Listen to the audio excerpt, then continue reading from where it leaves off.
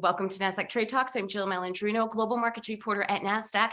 Joining us for this segment, we have Andreas Katsouris, director of strategic forecasting at PredictIt, the stock market of politics, to discuss what traders are pricing in regarding Liz Cheney holding onto her seat, Sarah Palin making a comeback in Alaska, and then, of course, we will talk about projections for the 2024 Republican nominee. Andreas, it's great to see you as always. Welcome back to Trade Talks.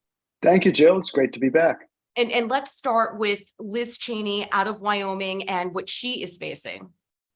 Yeah, it's primary day tomorrow in Wyoming and as well in Alaska, as you mentioned, two states that don't usually figure much in the national calendar, but are pretty important this year.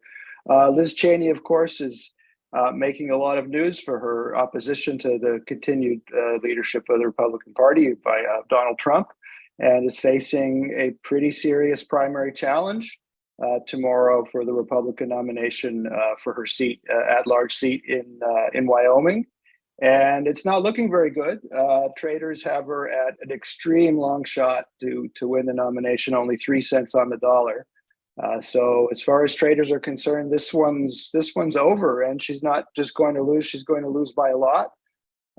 We have a market on predicting how much of that vote Representative Cheney will win, and a sort of 50-50 chance that she won't even win 30% of the vote in the primary in Wyoming tomorrow. So yeah, not a lot of suspense after all.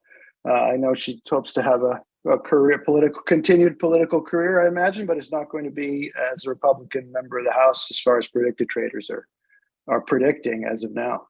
Yeah, I mean, talk about a reversal of fortune for such a long career that she has had. But let's shift gears and go to Alaska for a moment. To your point, an election going on tomorrow, and Sarah Palin looking to make a comeback. But what's unique with election in Alaska is the way that it's structured. Yeah, and for the first time, Alaska is employing a method of voting called ranked choice voting, which is becoming more popular across the country. New York City elected its mayor by ranked choice, and if people aren't familiar with the system, just very quickly, instead of voting for one candidate and the candidate who gets the most votes wins the race, voters in Alaska will rank all the candidates, one through however many there are, according to their preference, one through the final number.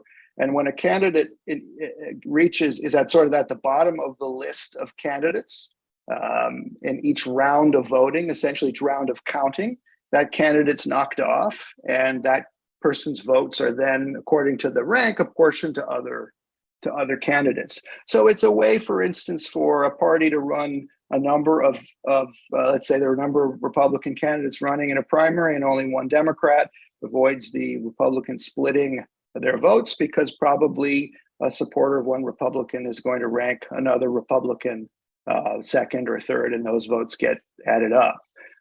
And that's the system, and that's the sort of situation in Alaska tomorrow. The Democrat, Mary Peltola, is expected to win the first round of counting. So in other words, she's going to win the most first round votes because she's the only serious Democratic candidate.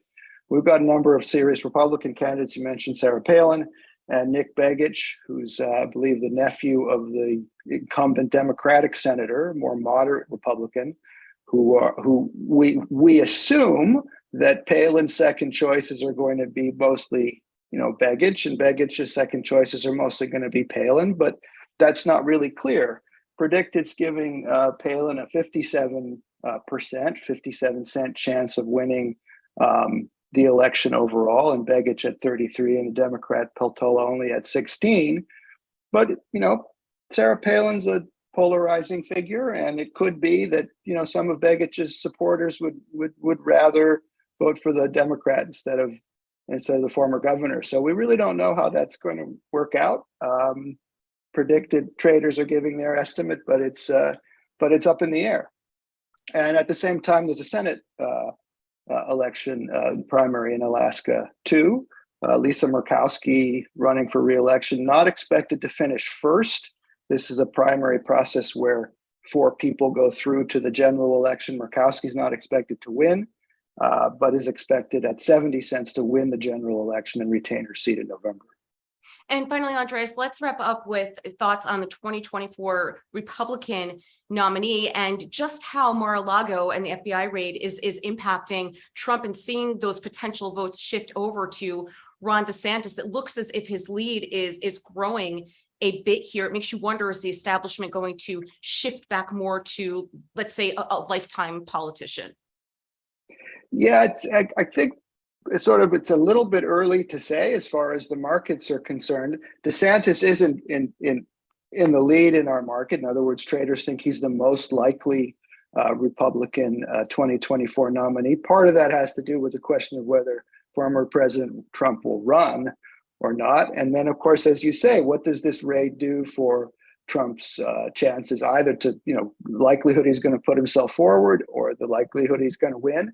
And, there hasn't been a tremendous amount of movement, some drift towards DeSantis, but not maybe as much as some people would expect. My guess is that the wisdom of crowds in this case is to wait and see. There's just so much about this story we don't know, and the markets are kind of waiting for that information, I think, along with everybody else. All right. We appreciate the insight as always. Thanks for joining us on Trade Talks. I'm Jill Malandrino, Global Markets Reporter at Nasdaq. Thank you.